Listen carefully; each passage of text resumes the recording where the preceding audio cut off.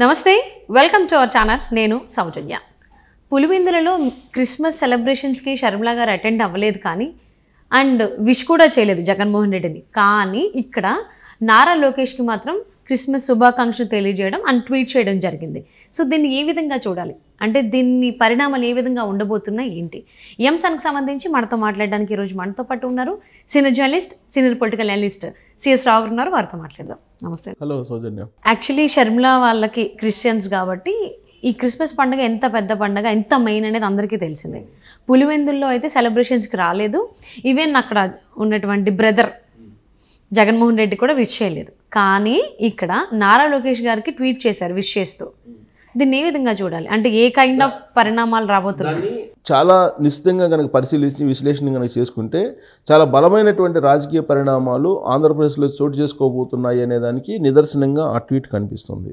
ఎందుకనంటే నారా లోకేష్కి ట్వీట్ చేసి శుభాకాంక్షలు చెప్పి క్రిస్మస్ శుభాకాంక్షలు చెప్పి ఒక గిఫ్ట్ కూడా పంపించారు ఆయనకి.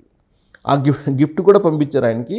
సో అది చూసి నిజంగా లోకేషే సర్ప్రైజ్ అయ్యారా లేదంటే లోకేష్కి షర్మిలకి అంతకుముందే రాజకీయపరమైన అవగాహన ఉందా అనేటువంటి అనుమానాలు కూడా కలుగుతున్నాయి. ఎందుకంటే లోకేష్ రాజకీయపరమైనటువంటి వ్యూహాలు కనుక చూస్తుంటే కనుక ఆల్ ఆఫ్ సడన్గా అన్నీ జరిగిపోతున్నాయి. ఎందుకంటే ప్రశాంత్ కిషోర్ నేరుగా తీసుకొచ్చేసి చంద్రబాబు నాయుడు తోటి కూర్చోబెట్టడం అనేది ఒక స్పెషల్ ఫ్లైట్లో అది ఒక సడన్గా జరిగినటువంటి ప్రక్రియ. బహుశా నేను అనుకుంటున్న తెలుగుదేశం పార్టీలో వాళ్ళు కూడా ఆ సమాచారం ఉన్నదేమో.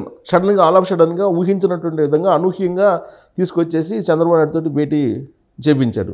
సో దాంతో రాజకీయాల్లో తీవ్రమైనటువంటి చర్చ జరుగుతున్నటువంటి క్రమంలో వెంటనే మళ్ళా ఇమీడియట్గా షర్మిల ట్వీట్ చేయడం ఎప్పుడు లేని, గతంలో ఎప్పుడు కూడా షర్మిల క్రిస్మస్ సందర్భంగా లోకేష్కి ట్వీట్ చేసింది లేదు, గిఫ్ట్ పంపించింది లేదు, ఎప్పుడు జరగలేదు. కానీ గిఫ్ట్ పంపించారు అని అంటే దాని అర్థం ఏంటి అంటే రాజకీయాల్లోకి అంటే ఆంధ్ర రాజకీయాల్లోకి ఎంటర్ అవబోతున్నారు షర్మిల. అందుకే టీడీపీ వాళ్ళకి అనుకూలంగా చంద్రబాబు నాయుడు కావచ్చు లోకేష్ గారు కావచ్చు అవును అనుకూలంగా ప్రవర్తిస్తున్నారని అనుకోవచ్చు. డెఫినెట్గా అనుకోవచ్చు. శత్రువు మిత్రుడు అన్నట్టు శత్రుడు మిత్రుడు అవుతాడు ఎప్పుడు కూడా. అలానే ఇప్పుడు ఉమ్మడి శత్రువు ఎవరు? జగన్మోహన్ రెడ్డి.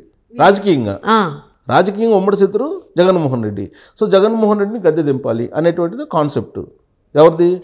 అదే కాన్సెప్టు, షర్మిలాది అదే కాన్సెప్టు.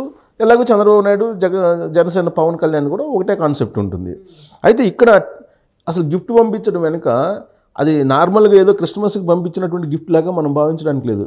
ఎందుకంటే రాజకీయ నాయకులు ఇద్దరు ఎప్పుడూ లేనిది ఇప్పుడు కొత్తగా గిఫ్ట్ పంపించడం అనేది కొంత ఆలోచించాల్సినటువంటి ఒక సంఘటనగా మనం తీసుకోవచ్చు. ఎందుకనంటే రాబోయేటువంటి రోజుల్లో వైనాట్ పులివెందుల దిశగా తెలుగుదేశం పార్టీ వెళ్తుంది. వైనాట్ పులివెందులు అనే నినాదం ఎందుకు తీసుకున్నారంటే అక్కడ ఆల్రెడీ మాజీ మంత్రిగా ఉన్నటువంటి వివేకానంద రెడ్డి మర్డర్ జరిగినప్పటి నుంచి జరుగుతున్నటువంటి పరిణామాలు మనం చూస్తున్నాం. అలాగే ఇటీవల కాలంలో జగన్మోహన్ రెడ్డి వెళ్ళిన సందర్భంగా పులివెందుల్లో ఉండేటువంటి ప్రజలే ఆయన్ని నిలదీసి మా సమస్యలు ఎందుకు పట్టించుకోవట్లేదు, మా సమస్యలు తీర్చమని చెప్పి మొట్టమొదటిసారిగా పులివెందుల్లో ఉండేటువంటి ఓటర్లే జగన్మోహన్ రెడ్డిని నిలదీసినటువంటి సందర్భాన్ని మనం చూసాం. సో కాబట్టి వ్యతిరేకత ఉంది పులివెందుల్లో కూడా.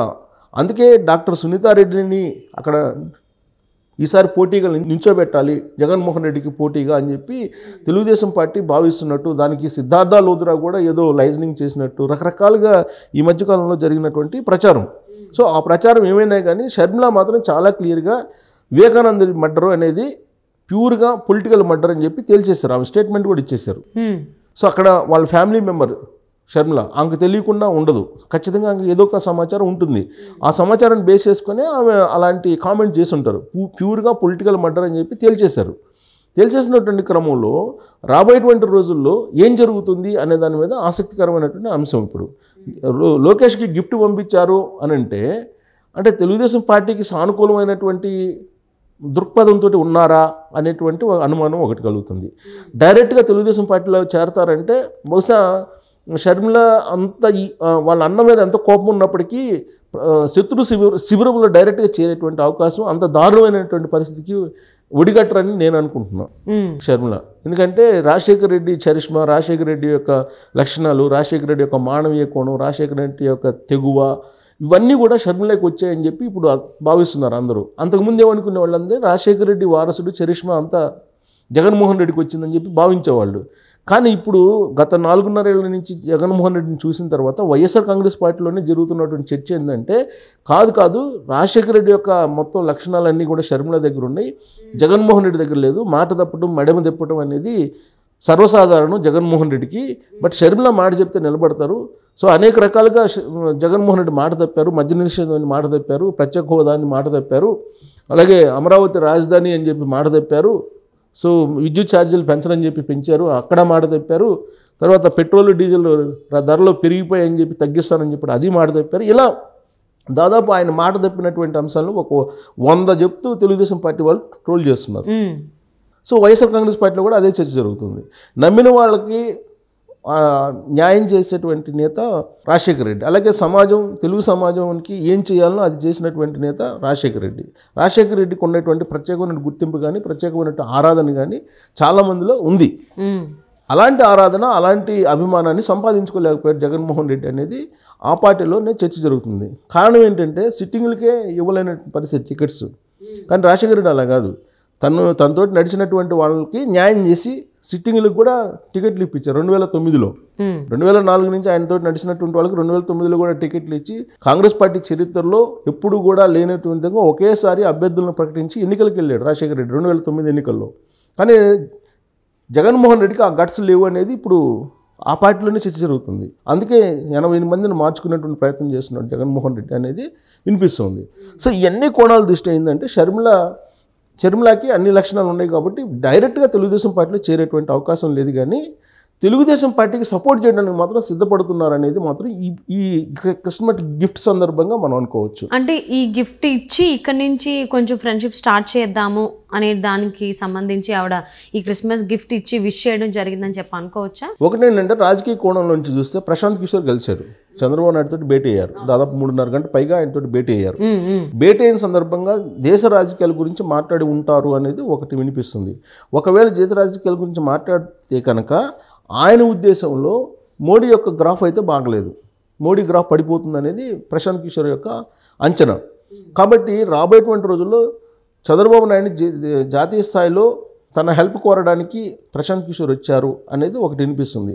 అంటే దాని అర్థం ఏంది, ఇండియా కూటమికి మద్దతు కావాలి చంద్రబాబు నాయుడు ద్వారా అనేది ఒకటి వినిపిస్తుంది. దీనంతటికీ సూత్రధారిగా నితీష్ కుమార్ ఉన్నారు, నితీష్ కుమారే ప్రశాంత్ కిషోర్ని పంపించారు అనేది కూడా ఇంకోటి వినిపిస్తుంది. అంటే రాబోయేటువంటి రోజుల్లో ఇండియా కూటమిలో చంద్రబాబు నాయుడు చేరడమో లేదంటే బయట నుంచి మద్దతు ఇవ్వడమో జరిగితే అప్పుడు కాంగ్రెస్ పార్టీ మెయిన్ కదా ఇండియా కూటమిలో. So Congress party Telugu Desam party ఇప్పుడు ఏదైతే బీజేపీ వైసీపీ ఉందో పైకేమో వేరువేరుగా కనిపిస్తాయి, కానీ లోపల మాత్రం ఆ 2 పార్టీలు ఒకటే. అదేవిధంగా చంద్రబాబు నాయుడు కూడా రాబోయేటువంటి రోజుల్లో కాంగ్రెస్ పార్టీ అలాగే తెలుగుదేశం పార్టీ 2 ఉండేలాగా ప్లాన్ చేస్తున్నారేమో అనేది ఒక టాక్ వినిపిస్తుంది. అందుకే షర్మిల ఇప్పుడు కాంగ్రెస్ పార్టీలో చేరితే కనుక ఖచ్చితంగా తెలుగుదేశం పార్టీ యొక్క సపోర్ట్ కావాలి. తెలంగాణలో ఏ విధంగా అయితే తెలుగుదేశం పార్టీ సపోర్ట్ ఇండైరెక్ట్గా ఉందో అదే తరహాలో అక్కడ తెలుగుదేశం పార్టీకి కాంగ్రెస్ పార్టీ ఇండైరెక్ట్ సపోర్ట్ కావాలి. సో ఇండైరెక్ట్ సపోర్టు ఇవ్వాల్సి వస్తుంది అని చెప్పి యాంగిల్లోనే షర్మిల గిఫ్ట్ పంపించారా, ఏదో ఒక రకంగా లైజనింగ్ అంటే దగ్గర అయ్యేటువంటి ప్రయత్నం అయితే జరుగుతుంది. అంటే షర్మిల ఈ గిఫ్ట్ ద్వారా చాలా క్లారిటీ ఇచ్చేశారు. తన అన్నకి మాత్రం రాజకీయపరమైనటువంటి ఒక థ్రెట్గా సంకేతాలు ఇచ్చేశారు. సో రాబోయేటువంటి రోజుల్లో నేను వస్తున్నానని చెప్పి ఈ గిఫ్ట్ పంపిస్తున్నారు, లోకేష్ గిఫ్ట్ పంపించిన ద్వారా. తర్వాత తెలుగుదేశం పార్టీకి పరోక్షంగానే నా సహకారం ఉంటుంది అనేటువంటి ఇంకో సంకేతాన్ని కూడా ఆ గిఫ్ట్లో చూడొచ్చు.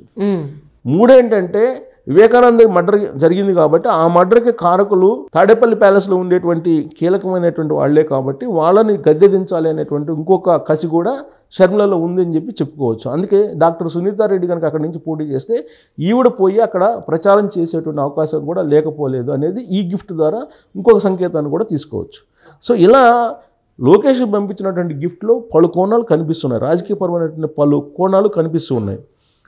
సో ఇది ఏపీ రాజకీయాల్లో పెద్ద హాట్ టాపిక్గా ఉంది. సో అంటే ఫైనల్లీ షర్మిల ఆంధ్ర రాజకీయాల్లోకి అడుగు పెడుతున్నారు కాబట్టి దానికి అనుగుణంగానే ఇప్పుడు లోకేష్ గారికి విష్ చేయడం అండ్ అలా సేమ్ టైం క్రిస్మస్ గిఫ్ట్ పంపించడం దానికి సంకేతాలు అన్నట్టుగా తెలిసిపోతుంది. అది మామూలు అయితే విషయం కాదు కదా. లోకేష్కి క్రిస్మస్ గిఫ్ట్ పంపించడం అనేది మామూలు విషయం అయితే కాదు. సో అంటే లిటరల్లీ గిఫ్ట్ పంపించి నేను రాజకీయాల్లోకి రాబోతున్నాను, ముఖ్యంగా ఆంధ్ర రాజకీయాల్లోకి రాబోతున్నాను, నాకు మీ నుంచి సపోర్ట్ కావాలని అడగకుండా అడిగినట్టుగానే అర్థమైపోతుంది.